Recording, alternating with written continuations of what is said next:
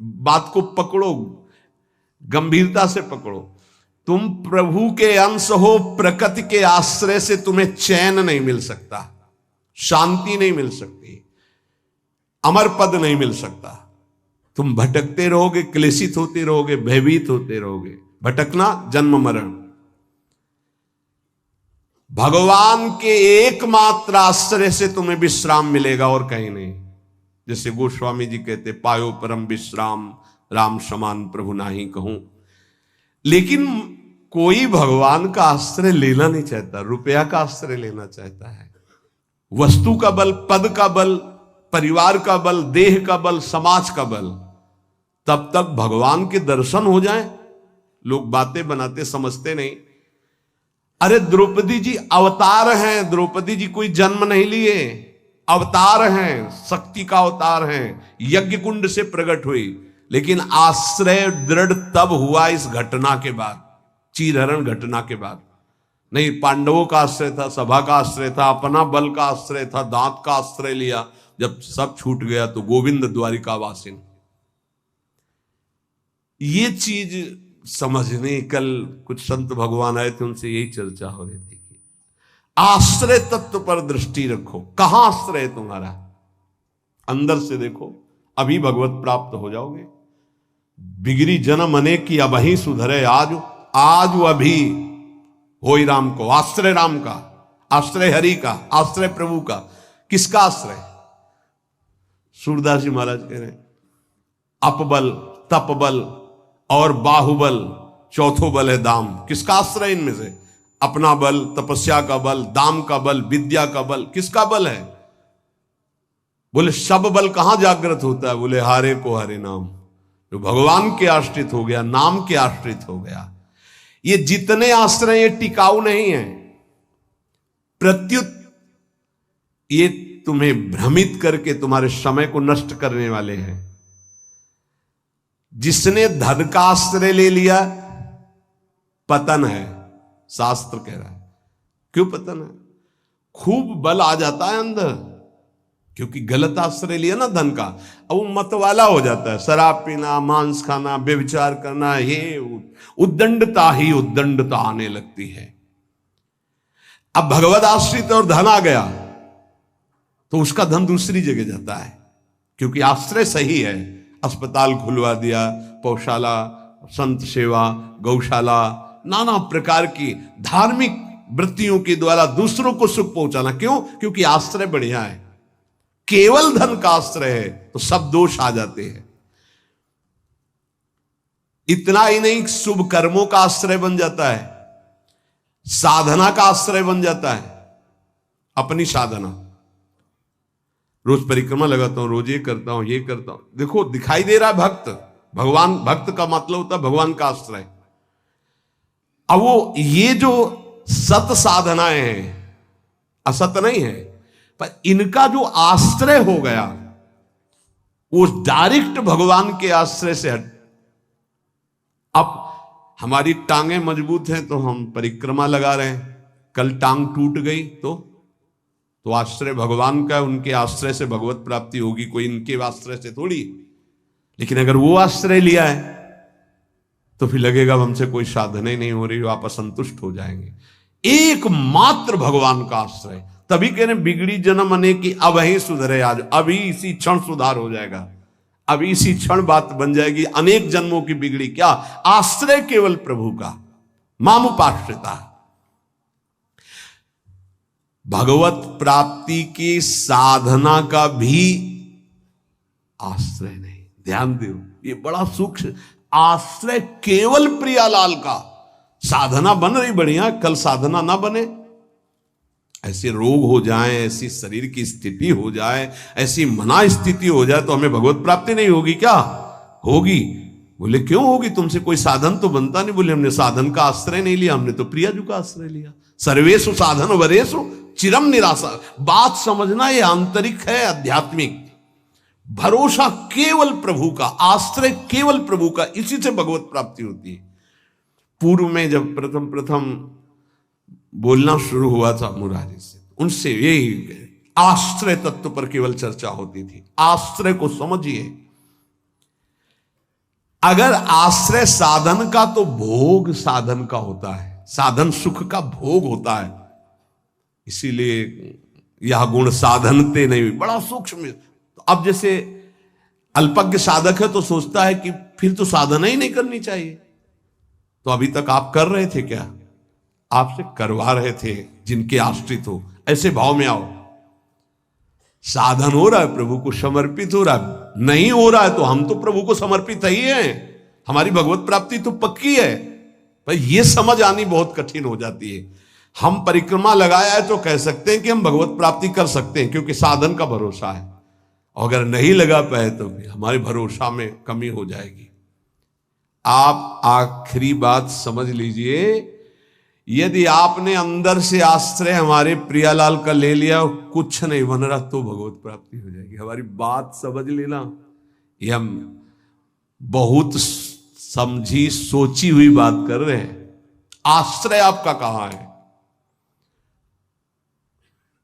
एक क्षण के आश्रय को प्रभु बहुत बड़ा मान लेते हैं, ध्यान रखना। जब बाली जी का भगवान ने प्रहार करके वध किया तो आखिरी श्वासें बाली जी की भगवदाकार थी, पर भगवान से बड़ा छुपा के वचन बोले। हृदय प्रीति मुख वचन कठोरा, और भगवान की तरफ देखकर कहा, मैं बैरी सुग्रीव प्यारा, कारण कवन नाथ मुहि मारा। हम दोनों भाई हैं, हमें अपने भाई की हर चेष्टा को पता है। जैसा मैं वैसा मेरा भाई। बहुत बड़ा भजनानंदी नहीं, हम जानते हैं, बचपन से साथी है। और मैंने कभी आपका विरोध नहीं किया। आपने मारा क्यों मुझे? जो सूक्ष्म बात भगवान, तुम ये जानते थे कि सुग्रीव मेरे आश्रित हो गया है? अरे अभिमानी, मेरे आश्रित का वैरी मेरा वैरी होता है। तो कितने दिनों के आश्रित हुए थे सुग्रीव जी? कोई माला चलाई थी, ध्यान किया था, तपस्या की थी, और निष्काम आश्रय नहीं था, सकाम आश्रय था। बाली मारा जाएगा, मैं किष्किंधा का राजा बनूंगा। और जब राजा बन गए, महाराज जी राम जी प्रवर्षण पर्वत पर रहे, एक दिन भी दंडवत करने न दिन में गए न शाम के गए, 4 महीना नहीं गए। फिर वहां से भयभीत वाले वचन जब भगवान लक्ष्मण जी को कि जाके बोल दो कि जो बाली को वही बाण तूड़ीर में है उसमें हो, तब आके दंडवत, नाथ विषय हरि लीने से क्या ना। हम आपको बात बता रहे हैं प्रमाण सहित। भगवान ने जो वचन कहे उस बहुत मानने और समझने वाली बात। तुम जानते थे कि सुग्रीव मेरे आश्रित हो गया। अरे अभिमानी, तुम मारना चाहता मेरे आश्रित का वैरी मेरा वैरी, मेरे आश्रित का मित्र मेरा मित्र, इसलिए मैंने तुम्हें मारा। फिर वो आगे की जो बात अनुज बधु भगनी सुत नारी व्यवहारिक की बात कही, आंतरिक बात जो कही, मेरा शरणागत मेरे आश्रित। अन्य आश्रय टिकाऊ नहीं है, पहले दिमाग में रख लो।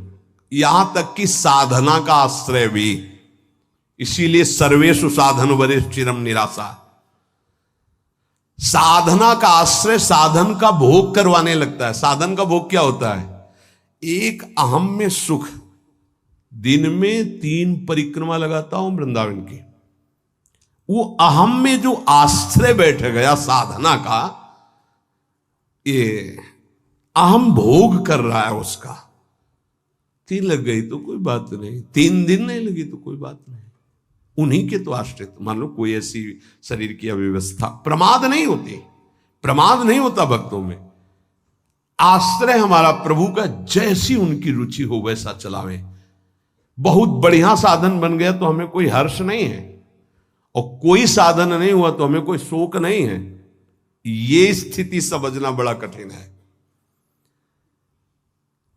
जब तक उपासक भगवान के आश्रित नहीं होता, तब तक वो किसी न किसी पराधीनता को स्वीकार करता रहता है, और इसीलिए उसका दुख नहीं मिटता। अन्य आश्रय परिणाम दुख। ध्यान रखना, प्रभु के सिवा अन्य आश्रय बराबर दुख। प्रभु का आश्रय बराबर सुख दुख की निशानी नहीं। संसार में प्रगट आश्रय भोगों का, शरीरों का, पदों का, धन का बड़ा आकर्षण है। स्त्री का आश्रय, पुत्र का आश्रय, मकान का आश्रय, बड़े बड़े आश्रय हैं अंदर। जब तक ये आकर्षण रहेगा तब तक भगवान में आकर्षण नहीं होता। और अंदर सब आकर्षण में वही कृष्ण का है। भगवान का आश्रय होते ही त्रिभुवन की प्रिय से प्रिय वस्तु से राग खत्म हो जाएगा। ये पहचान है। कोई प्रिय नहीं लगेगा। वही प्रिय लग रहे हैं, उनके सिवा वास्तविक आज भी किसी को कोई प्रिय नहीं लगता। अगर वो अंतर ध्यान हो जाए तो उस शरीर को फूंक दिया जाता है, जला दिया जाता है, गाड़ दिया जाता है। क्या ये प्रियता रही? प्रियता तो प्रभु से ही थी। देखो, प्रगट में देखने वाले की दृष्टि में और वर्तमान की स्थिति में बड़ा अंतर हो सकता है। ऐसा नहीं है कि आप जो दृश्य देख रहे हो वो दृश्य वैसा ही हो। आपकी देखने की क्या शैली है। एक बार यही बात अकबर से जब कहा बीरबल ने कि देखी हुई बात गलत हो सकती है, अपना चिंतन जैसा होता है वैसे ही दृश्य दिखाई देता है, उसको भी समझना चाहिए, ना कि जो हमें दिखाई दे रहा है वही सत्य है। ऐसा कैसे हो सकता है? जब हम देख रहे हैं तो सत्य क्यों नहीं हो? तो उनका कभी ऐसा आपके सामने प्रश्न आवे तो बताना, फिर हम आपको उत्तर देंगे। एक दिन जो बादशाह की सैया लगाता था, उसके मन में आया कि जीवन व्यतीत होता जा रहा है फूलों की सैया लगाते हुए बादशाह के लिए, तकिया और 5 मिनट लेट के देखते हैं बादशाह थोड़ी आ जाएगा इस समय। लेटा तो सोचा इनका जो चद्दर है इतना सुगंधित और मुलायम, जरा डाल के डाला और आंख मूंद के 5 मिनट आनंद लेते, सो गया। अब भैया कहां चारपाई में सोने वाला, कहां बादशाह की सैया में। और दरबार में उनको विलंब था, तो जो उनकी पत्नी थी वो वहां गई। आज महाराज बिना कुछ खाए पिए बात किए, हमें लगता कोई सीरियस मैटर रहा होगा, थकित होकर के सो गए। पार्श्व में वो सो गए। अब बादशाह आया तो देखा मेरी सैया में कोई पुरुष और हमारी पत्नी। तलवार खींची तो कहा, उसने कहा था बीरबल ने कि दृश्य झूठा हो सकता है। उसको बुला के कहते हैं एक दृश्य कहां से झूठा हो सकता है, मैं सत्य देख रहा हूं। बुलाया और कहा कि तुम कहते थे दृश्य झूठा हो सकता है, देखने वाले की क्षमता के अनुसार दृश्य दिखाई दे। मैं देख रहा हूं मेरी पत्नी किसी गैर पुरुष के साथ पड़ी हुई, ये झूठा है? बोले महाराज झूठा भी हो सकता है। झूठा ही है मैं ऐसा नहीं कहता, लेकिन झूठा भी हो सकता है।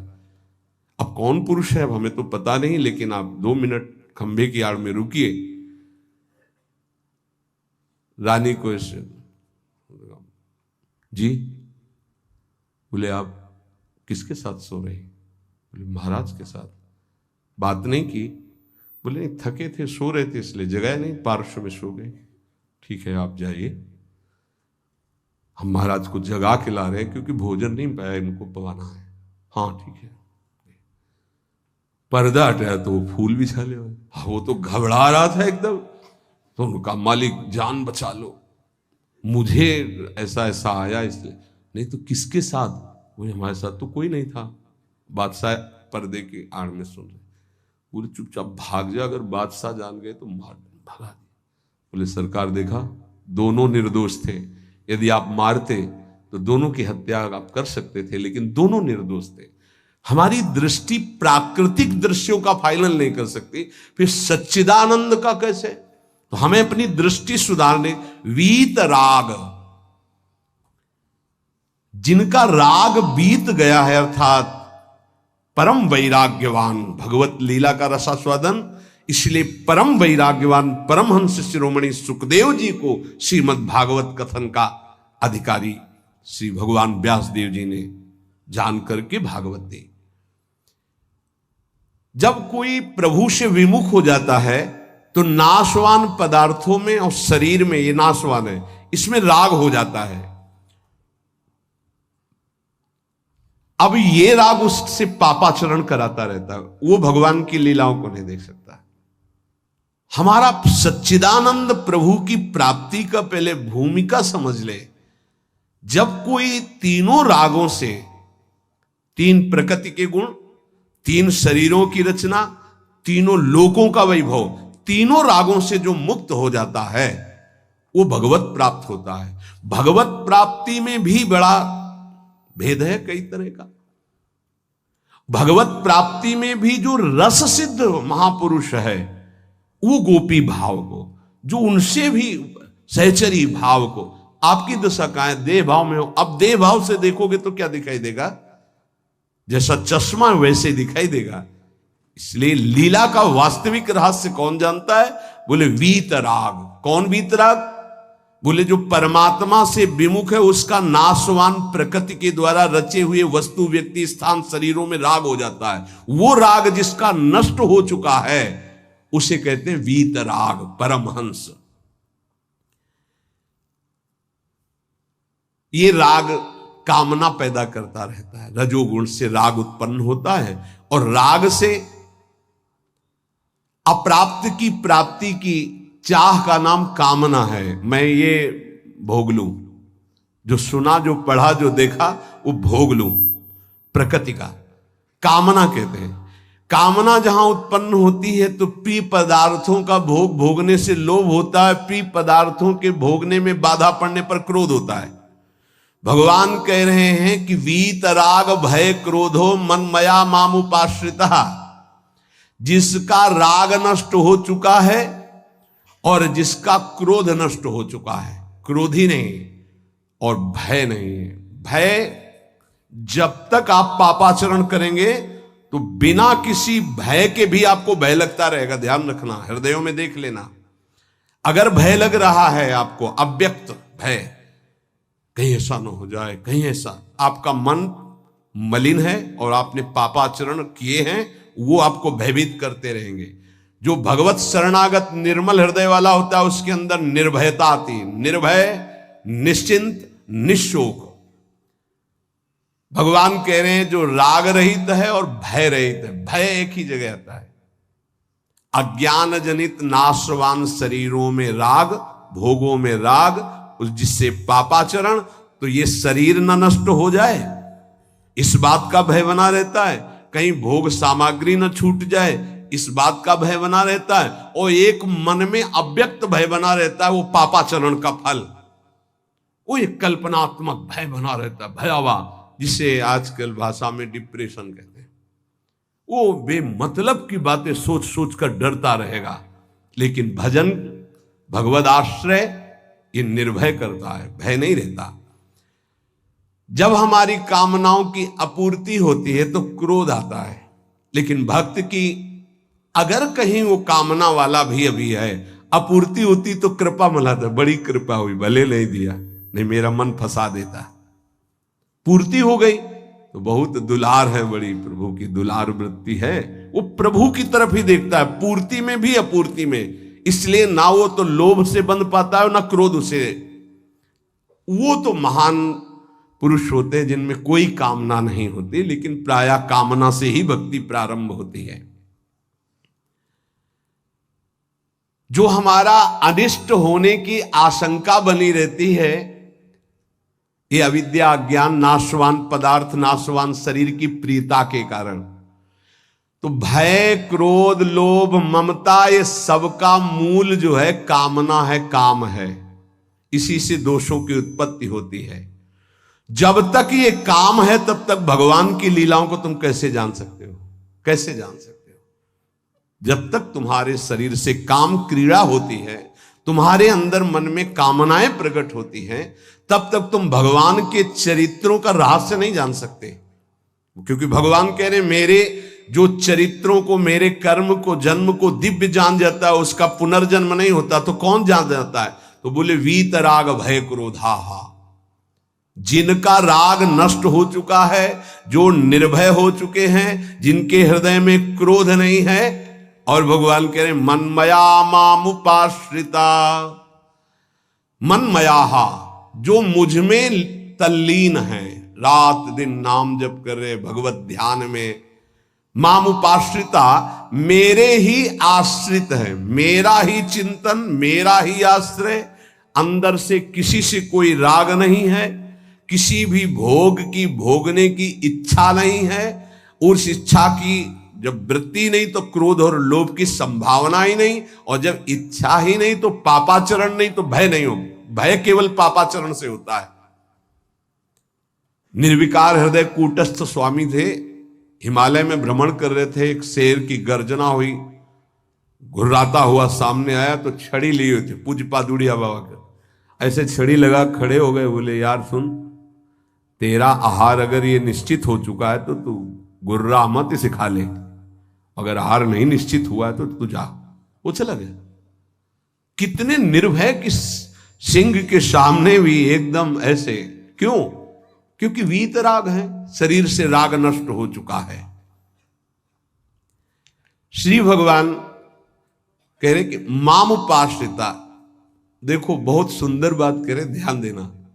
अपने लोगों का स्वभाव है बिना आश्रय के जी नहीं सकते, किसी न किसी का आश्रय। शरीर का आश्रय, रुपये का आश्रय, विपरीत शरीर का आश्रय, पद का आश्रय, विविध भोगों का आश्रय, नशा आदि का आश्रय। बिना आश्रय की जी नहीं सकता, आप ये समझ लो। ऐसी मान्यता हो चुकी है। और आश्रय अगर ये सब छोड़ दे तो अमर हो जाए। उसको लगता है मैं मर जाऊंगा बिना इसके, वो अमर हो जाए। यही माया का भ्रम है। किसी न किसी का आश्रय लिए रहता है, कभी भी वो आश्रय टिकाऊ नहीं है। ध्यान देकर देखिए क्या टिकाऊ है। मनुष्य शरीर टिकाऊ है? नहीं। Bank balance? नहीं। कोई पदार्थ पदवी? नहीं। बहुत ध्यान देने योग्य बात है। परमात्मा के अंश तुम्हारे अंदर जो एक आश्रय लेने की वृत्ति प्रकट हुई है प्रकृति से, यही बंधन है। और इस बंधन को तुम तभी छुड़ा सकते हो जब प्रकृति को जिसने रचा उसका आश्रय ले लो, परमात्मा का, प्रभु का। भगवान का अंश जब तक प्रकृति के कुछ भी आश्रय रखेगा तब तक वो भय, क्रोध, लोभ, राग इनसे पिटता रहेगा। चिंता, शोक, नाना प्रकार की वीत राग। बहुत सुंदर बात है। लीला का निर्विकार स्वरूप अनुभव देखो। अगर गोपी प्रेम में तनिक भी कोई ऐसी बात होती तो परमहंस श्री सुखदेव जी जो लौटकर अपने पिता का मुख नहीं देखा, जब पुकार रहे थे, माता को तो देखा ही नहीं, वो भला ऐसे विलास को कभी गा सकते थे? विचार कर। बृहस्पति शिष्य उद्धव बंदे नंद ब्रज स्त्रीणाम पादरेणुभीक्षण सा, अंतिम समय स्तव का गायन करते। भीष्म जी उस समय गोपी जनों का चिंतन करते हैं, भगवान की उस लीला विलास का। क्या है ये गोपी प्रेम? कोई ऐसी रहस्यमयी प्रेम वृत्ति है जो बड़े बड़ों को समझ में आने वाली नहीं है। इसलिए गायन करें। गायन से आप रास पंचाध्यायी के फलस्तुति को पढ़िए, उसमें लिखा है ये श्लोक, पुरा में आग्ने विक्रीडितम ब्रजबधु भीरदम च विष्णु। इस श्लोक में है कि जो श्री कृष्ण की इस रासलीला का जो गोपी जनों के साथ भगवान अद्भुत सुख वर्षा कर रहे हैं, इसका जो गायन करेगा, पाठ करेगा, वो हृदय रोग से रहित हो जाएगा। ये हृदय रोग को निर्मूल करने वाली लीला, अर्थात काम का सर्वनाश करके प्रेम प्रकाशित करने वाली। श्रीमद चतुरासी जी की फलस्तुति में लिखा है, भवजल निधि को नाव और काम पावक को पानी। काम रूपी अग्नि को शांत करने के लिए लीला जल है। चतुरासी जी का गायन निष्काम करके प्रेम प्रकट करता है। यहां प्रार्थना है, अर्थ की तरफ दृष्टि मत ले जाना। अगर अर्थ कभी आप पढ़ भी ले तो उसको चिंतन में मत आओ, उसको छोड़ दो। जब तक आपकी भाव दशा ठीक नहीं है, अभी आपके अंदर काम आता है, आपके अंदर नाना प्रकार की वासनाएं हैं, आप नहीं समझ पाएंगे। आप उसे प्राकृतिक भाव से अगर देखेंगे तो बात ठीक नहीं, क्योंकि प्रिया प्रीतम सच्चिदानंद में आपकी बुद्धि प्राकृतिक भाव सच्चिदानंद पर आरोपित करना, फिर वो बिगड़ जाएगा। इसलिए यहां प्रार्थना करते हैं, नवनिवृत्त निकुंज के पदों का गायन, चिंतन भागवत गीता जी के सिद्धांतों का, देह राग को शिथिल करके फिर चिंतन जो प्रकट होता है वो आंसुओं से भींगे हुए कपोल वाला होता है। गदगद सुर नैना सजल, दंपति रस रहे भीन। इसलिए उपासक को चाहिए कि जब तक देह भाव शिथिल न हो जाए तब तक ऐसे ऐसे श्लोक रस भरे हैं जिनको आप बिल्कुल नहीं समझ सकते। इसलिए भगवान की अवतार लीला, भगवान के उपदेश, देखो शास्त्रों में हमने पाया कि जब अपने शिष्यों को उपदेश गुरुदेव करते हैं तो उनसे कहते हैं कि देखो भाई, मेरे उपदेश से जो मेरा आचरण न मिलता उसे कभी स्वीकार मत करना। मेरे उपदेश से जो मेरा आचरण या शास्त्र की आज्ञा से जो मेरा आचरण न मिलता हो उसे कभी अनुकरण मत करना। क्यों? क्योंकि तुम्हारी स्थिति नहीं है, तुम अनुकरण करोगे परास्त हो जाओगे। मेरा जो तुम्हारे लिए उपदेश है, शास्त्र की जो आज्ञा है, उसके अनुसार चलना।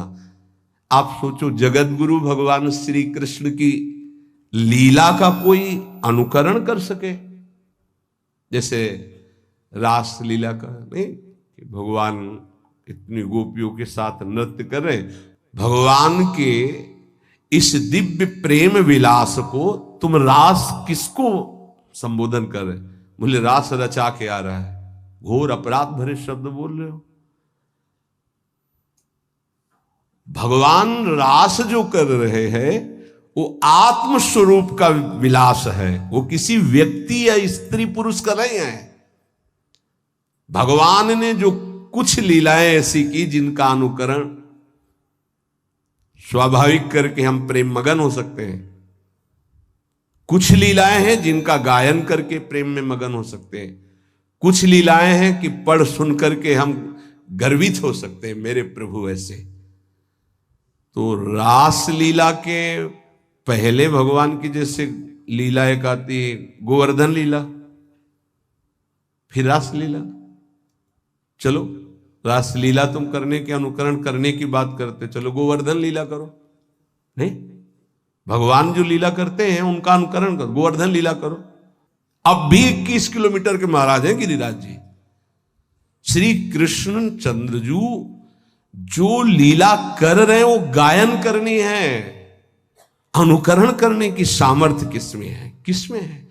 भगवान शंकर ने हलाहल जहर निकला समुद्र मंथन से, यहां रोक लिया, तुम एक कुल्ला पानी रोक के दिखाओ, पानी, और हलाहल जहर रोक लिया। तो सामर्थ्यवान महापुरुषों का आचरण वही अनुकरणीय है जो शास्त्र सम्मत है, जिनका वो आदेश कर रहे हैं कि आप ऐसा कीजिए।